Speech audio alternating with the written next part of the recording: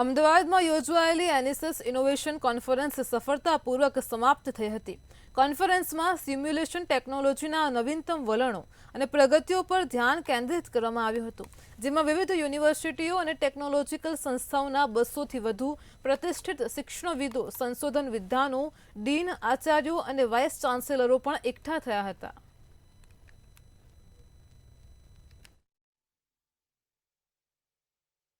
આંશિષ innovation ડેમાં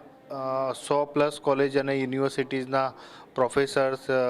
dean, director એ લોકો આજે સેમિનારમાં જોઈન થયા છે। આ જે કોન્ફરન્સ છે એમાં મિકેનિકલ, ઇલેક્ટ્રિકલ, ઇલેક્ટ્રોનિક્સ અને સિવિલ એન્જિનિયરિંગ આ કોલેજના પ્રોફેસરોની અંદર જે સ્ટુડન્ટો ભણે છે એ સ્ટુડન્ટો આ ટેકનોલોજીનો યુઝ કરી અને ઇન્ડસ્ટ્રીઝમાં આ એ લોકોને સારી ઓપોર્ચ્યુનિટી અને જોબ મળશે। આપણા ત્યાં ગુજરાતની અંદર અત્યારે સૌથી વધારે इंडस्ट्रीज गुजरात में है। एजुकेशन में हम लोग जो सिमुलेशन पार्ट है उसके लिए हम ज़्यादा फोकस कर रहे हैं, जहाँ पे बच्चों को अच्छे से अच्छा सिमुलेशन प्रोडक्ट का नॉलेज मिले, जहाँ पे बिकॉज हमारा जो एक्सपर्टी है मोर देन 50 इयर्स का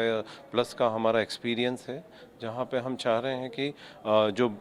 हमारा बैकबोन है जहाँ से शुरू होना है, जो रूट्स हम जिसे जड़ बोलते हैं, जहाँ से स्ट्रॉन्ग शुरू हो, बच्चे जहाँ से अच्छा एजुकेशन ले, अच्छे प्रोडक्ट को यूज़ करें और अच्छे से अच्छा सिमुलेशन प्रोडक्ट को यूज़ करके और आगे अपना नाम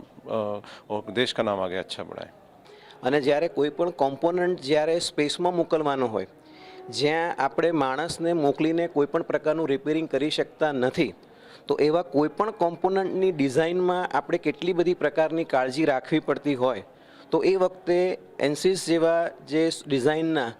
મેન્યુફેક્ચરિંગના, થર્મલ એનાલિસિસના, સ્ટ્રક્ચર એનાલિસિસના, ફ્લુઇડ ડાયનેમિક્સના, મલ્ટીફિઝિક્સ સોફ્ટવેર